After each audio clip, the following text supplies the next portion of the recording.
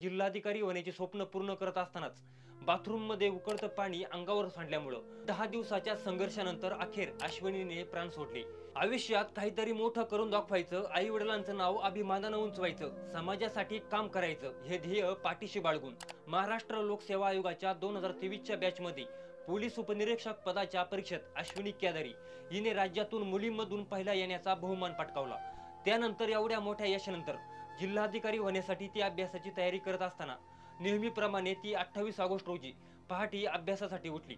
आंघोळीसाठी तिने बादलीमध्ये पाणी गरम करण्यासाठी हीटर लावलं। थोड्या वेळानंतर तिला डुलकी लागली आणि जेव्हा ती जागी झाली तेव्हा पाणी उकळतं झालं होतं। हीटर बंद करून बादली उचलत असताना अचानक उकळतं पाणी पायावर सांडलं। त्यामुळे तिने बादली हाय तशीच खाली सोडली आणि त्याच क्षणी ती घसरून खाली पडली आणि या भीषण अपघातात जवळपास 80% शरीर पूर्णपणे भाजलं। त्यानंतर कुटुंबाने तिला तातडीनं पिंपरी चिंचवड येथील डी वाय पाटील रुग्णालयात दाखल केलं, पण नियतीला काही वेगळंच मंजूर होतं, कारण तिला होणारा त्रास तो असह्य होत होता। तिने 9 दिवस तो त्रास सहन केला, पण 10व्या दिवशी तिला तो त्रास सहन न झाल्यानं तिने हार मानली आणि 10 दिवसाच्या संघर्षानंतर अखेर अश्विनीने प्राण सोडले।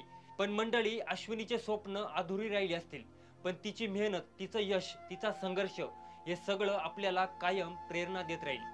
तर मंडळी, तुमच्या या घटनेविषयी काही प्रतिक्रिया असतील तर त्या कमेंटमध्ये नक्की सांगा। तसेच वेद.com ला सबस्क्राईब करायला विसरू नका।